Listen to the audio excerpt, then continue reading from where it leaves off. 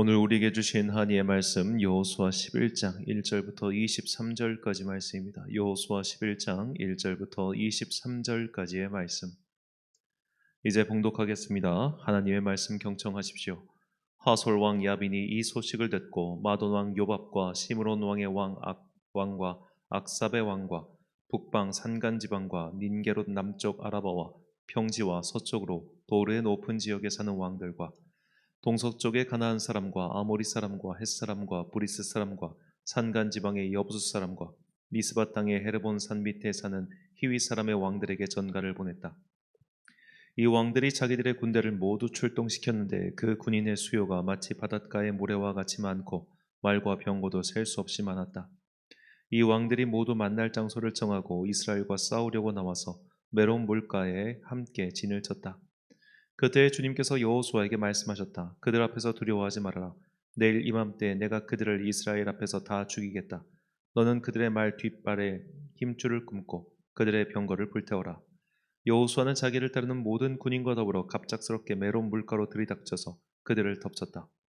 주님께서 그들을 이스라엘의 손에 넘겨주셨기 때문에 이스라엘은 그들을 무찌르고 큰 시돈과 미스르 본마임과 동쪽으로 미스바 골짜기까지 추격하고 살아남은 사람이 한 사람도 없을 때까지 그들을 쳐서 죽였다. 여호수아는 주님께서 자기에게 명하신 대로 하여 그들의 말 뒷발에 힘줄을 끊고 그들의 병거를 불살랐다. 그때 여호수아는 돌아서서 하솔을 점령하고 그 왕을 칼로 쳤다. 그때만 하여도 하솔은 이들 왕국들 가운데서 가장 강한 나라였다.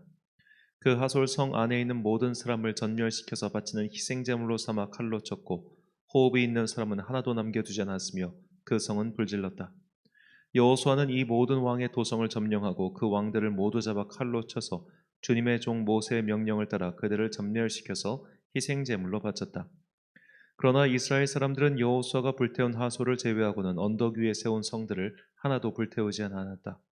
이 성들에서 탈취한 노략물과 가축은 이스라엘 자손이 모두 차지하였고 사람들만 칼로 쳐서 모두 죽이고 숨쉬는 사람은 한 사람도 남겨두지 않았다.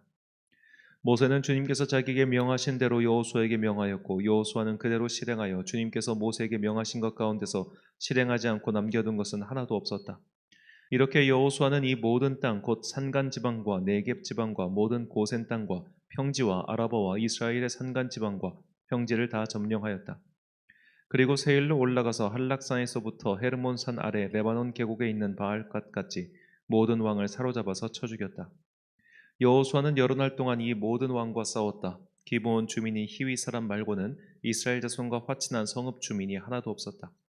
나머지 성읍은 이스라엘이 싸워서 모두 점령하였다. 여호수아가 이들 원주민을 조금도 불쌍하게 여기지 않고 전멸시켜서 희생제물로 바친 까닭은 주님께서 그 원주민들이 고집을 부리게 하시고 이스라엘에 대항하여 싸우다가 망하도록 하셨기 때문이다. 그래서 여호수아는 주님께서 모세에게 명령하신 대로 그들을 전멸시킨 것이다. 그때 여호수아가 가서 산간 지방과 헤브론과 드빌과 아납과 유다의 온 산간 지방과 이스라엘의 온 산간 지방에서 아낙 사람을 무찌르고 그 성읍들을 전멸시켜서 희생제물로 바쳤다. 이스라엘 자손의 땅에서는 오직 가사와 가드와 아스돗을 제외하고는 아낙 사람으로서 살아남은 사람이 하나도 없었다. 여호수아는 주님께서 모세에게 말씀하신 대로 모든 땅을 점령하고 그것을 이스라엘 지파의 구분을 따라 유산으로 주었다. 그래서 그 땅에서는 전쟁이 그치고 사람들은 평화를 누리게 되었다. 아멘. 악은 잡초보다 끈질기다라는 제목으로 하나님의 말씀 선포하겠습니다. 오늘 본문은 사실상 여호수아서에서 나오는 마지막 전쟁에 대한 이야기입니다. 이 마지막 전쟁은 가나안 땅 북쪽 지방의 연합군을 상대하는 것이었는데 이 연합국의 주축을 이룬 도시 국가가 바로 하솔이었습니다. 하솔의 왕 야빈이 가나안 북부 지역의 민족들과 연합하여 이스라엘과 대적하였죠. 여호수아는 그들을 무찌르고 이제 하솔성을 불사릅니다. 본문 10절과 11절 말씀입니다.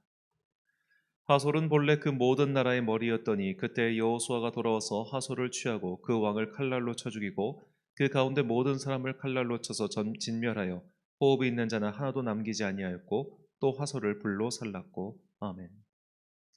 자, 여호수아서를 보면 이 여호수아가 정복하고 그 성까지 몽땅 불태운 사례는 세 개입니다.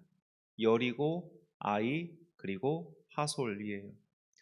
이스라엘 민족 입장에서는 이 적들의 성이나 마을을 탈취하여 자신들이 써야만 그 이후에 수고로움을 덜 수 있었기 때문입니다.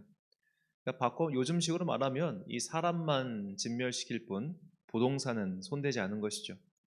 하지만 이 세 개의 성읍은 sak초재근이라고 잡초의 뿌리를까지 뽑듯이 없애버렸습니다. 특히 고대 도시인 여리고성은 이 성을 재건한 자는 저주를 받을 것이다 라고까지 여호수아가 못 박아 버리죠. 여호수아 6장 26절 말씀입니다. 여호수아 그때 맹세하여 이르기되 누구든지 일어나서 이 여리고성을 건축하는 자는 여호와 앞에서 저주를 받을 것이라. 그 기초를 쌓을 때에 그의 맏아들을 이룰 것이요 그 문을 세울 때에 그의 막내 아들을 이르리라 하였더라. 자, 우리가 열왕기서를 보면 이 여리고성이 재건하는 장면이 나오는데 그때 이 여호수아의 저주가 이루어지지요. 우리는 여기서 질문을 던져봐야 됩니다. 자, 어째서 여호수아는 이 세 개의 성읍을 불로 태웠을까요? 자, 여리고라고 하는 성이 이제 어디에 있냐면 예루살렘에서 멀지 않습니다. 그러다 보니까 이 남유다 왕국이 건재한 동안 그리고 이제 예루살렘이라고 하는 핵심 수도가 그곳에 있는 동안 여리고성은 사실 힘을 쓰지 못했어요. 그리고 아이성 같은 경우는 이 아이성의 패배가 있었기 때문에 정말로 이 패배를 다시는 상기시키지 않기 위해서 작은 성읍이었지만 완전히 없애버립니다. 그런데 이 가나안 땅에 있는 하솔, 여기를 우리가 주목해야 되는 이유가 있습니다. 왜냐하면 이 하솔이 다시 사사기에 등장하기 때문이에요. 사사기 4장 2절과 3절 말씀입니다. 여호와께서 하솔에서 통치하는 가나안 왕 야빈의 손에 그들을 파셨으니 그의 군대 장관은 하롯의 탁고임에 거주하는 시스라요. 야빈 왕은 철병거 900대가 있어 20년 동안 이스라엘 자손을 심히 학대했으므로 이스라엘 자손이 여호와께 부르짖었더라. 아멘. 자, 이 시기, 이 사사기 4장의 시기는 여호수아가 죽은 후 사사기에 기록된 네 번째 사사인 드보라의 때입니다. 정확한 연대를 우리가 알 수는 없지만 대략 100년 이상이 흘렀을 것이라 그렇게 추측하고 있습니다. 자, 바꿔 말하자면 지금 여호수아가 이 하솔 왕 야빈의 군대를 병건까지 몽땅 다 불태우고 싹 다 없애버렸는데 약 100년 정도 세월이 흘렀을 때 이들이 과거의 성세를 회복한 거예요. 그 정도까지 뿌리까지 뽑듯이 팍 다 태웠는데도 그들이 과거의 위세를 회복한 겁니다. 이것을 바꿔 말하자면 여리고성 같은 사실 굉장히 중요한 이 고대의 도시는 그래도 예루살렘을 중심으로 한 유다 민족이 강성했기 때문에 계속 눌러둘 수가 있었어요. 그런데 이 가나안 북쪽 지방 이쪽은 상대적으로 약했단 말이에요. 그러니까 여기가 다시 이렇게 뭉글뭉글뭉글 100년 동안 이 세력을 회복하더니 마침내 이스라엘 민족 전체를 지배할 수 있을 만큼 강한 세력이 된 것입니다. 자, 오늘 이 본문을 통해서 주님께서 우리에게 말씀하시는 것이 무엇일까요? 이처럼 악은 다 박멸한 것처럼 보여도 다시 살아나서 우리를 좀먹고 괴롭힌다는 것입니다. 우리는 가나안 민족들을 진멸시키라고 명령하신 하나님의 뜻에 대하여 너무 잔인하다라고 말할 수 없습니다. 여호수아의 정복 전쟁은 성공했죠. 여호수아는 큰 적들이 다 연합하여 묵지른 후에 작은 적들만 각 지파에게 개별적으로 맡겼습니다. 그러니까 여호수아에서 이제 내일부터 시작할 본문을 보면은 이제 땅을 분배를 해요. 근데 이 땅들은 여호수아가 다 차지했기 때문에 분배하는 게 아니라 내가 큰 적들은 다 무찔렀으니까 이제 작은 적들은 너희가 각자 지파별로 해결할 수 있을 거야. 그러니까 이제 분배한다. 이게 분배가 시작된 겁니다. 그런데 우리가 사사기 1장에 보면 알겠지만 이 각 지파별로 이 전선을 다 수행하지 못해요. 그러다 보니까 적들을 미리 어쩔 수 없이 남겨두게 되는 것입니다. 그래서 사사기의 혼란이 계속되는 것이죠. 이런 흐름은 왕정 시대까지 이어졌고 결국 이스라엘이 망하는 계기가 되었습니다. 자, 이처럼 잡초는 뽑아도 신기하게 다시 자라요. 잡초 뽑아보신 분들은 아실 겁니다. 뿌리채 뽑아도 또 어디선가 자라고 있어요. 죄와 악이 이렇다는 겁니다. 다 진멸시키고 다 불로 태우고 완전히 없앤 것처럼 보여도 저기서 자라고 있고 여기서 자라고 있더라는 거예요. 세월이 흐르니까 아예 그 자리에서 이만큼 자라가지고 잡초 그냥 놔두면 허리 넘게까지 자랍니다. 이렇게 쑥 자라고 있더라는 거예요. 그래서 하나님께서는 이것들을 뽑고 없애고 무엇보다 계속해서 이런 것들을 제거해 나가는 것, 이것을 우리에게 알려주시는 것이죠. 우리가 주일마다 예배 순서 안에 회개의 기도가 있는 이유가 바로 여기에 있습니다. 구원파 이단 같은 사람들은 이해하지 못하겠죠. 아니 무슨 회개를 매주 해.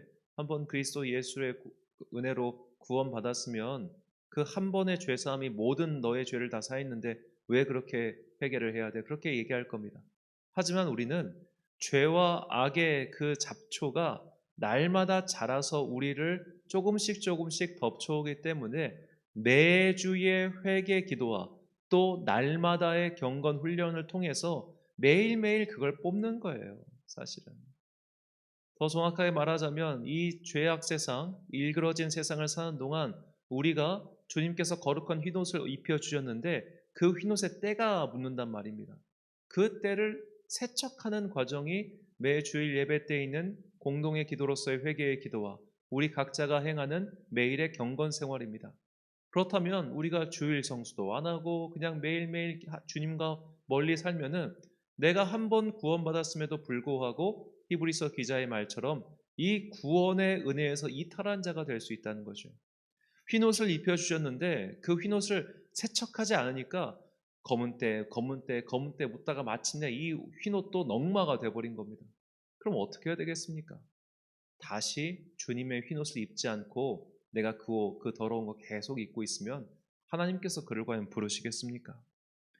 날마다 죄를 씻고 악을 멀지하지 않으면 우리는 언젠가는 크게 어긋나 있는 자신을 발견하게 될 것입니다. 1년만 교회 안 가보십시오. 1년만 주일 예배 안 드려보십시오. 그 다음부터는 정말 이만큼 벌어져서 안 가게 됩니다. 그거 안 가도 내 삶에 아무런 문제가 없는데 그렇게 되는 것이죠. 은혜를 체험한 사람 중에 성령을 체험한 사람 중에 교회 안 다닌 사람 얼마나 많은지 아시나요? 그처럼 우리가 한 번의 은혜, 한 번의 경험으로 족하다 이것이 아니라 매일의 경건 훈련 그리고 매주의 예배를 통해서 우리의 영혼이 하나님께로 바로 붙어 있기 위하여 우리는 그렇게 노력을 해야 됩니다. 주님께서는 이렇게 게을러질 수 있고 또 죄로 인해서 일그러질 수 있는 우리의 습성을 아시고 절기를 정하셔서 그것을 반드시 지키라고 하신 것이죠. 이처럼 반복되는 경건의 훈련만큼 신앙에 도움이 되는 것이 없습니다. 그래서 주님께서는 우리가 날마다 이런 것을 행해야 된다고 하셨죠. 누가복음 9장 23절 말씀입니다. 또 무리에게 이르시되 아무든지 나를 따라오려거든 자기를 부인하고 날마다 제 십자가를 지고 나를 따를 것이니라. 아멘. 사랑하는 천안광성교회 성도 여러분, 그리고 이 새벽을 함께 깨우고 계신 귀한 주님의 자녀 여러분, 죄와 악은 매일 뽑아야 하는 잡초와 같습니다. 여호수아는 여리고와 하솔을 완전히 불태웠습니다. 하지만 여리고도 나중에 재건되었고 하솔도 나중에 힘을 회복하여 이스라엘을 괴롭혔습니다. 이처럼 죄와 악은 한 번 처리했다고 해서 사라지는 것이 아니라 우리가 이 땅을 사는 동안 계속해서 우리의 믿음을 흔들 것입니다. 그러므로 날마다 경건 훈련을 잊지 마십시오. 매주의 예배는 세상의 중력에 끌려가 변형되어 가고 있는 우리의 영혼을 제자리로 돌려놓는 시간입니다. 매일의 기도는 조금이라도 죄와 악에 덜 물들기 위한 우리의 몸부림과도 같습니다.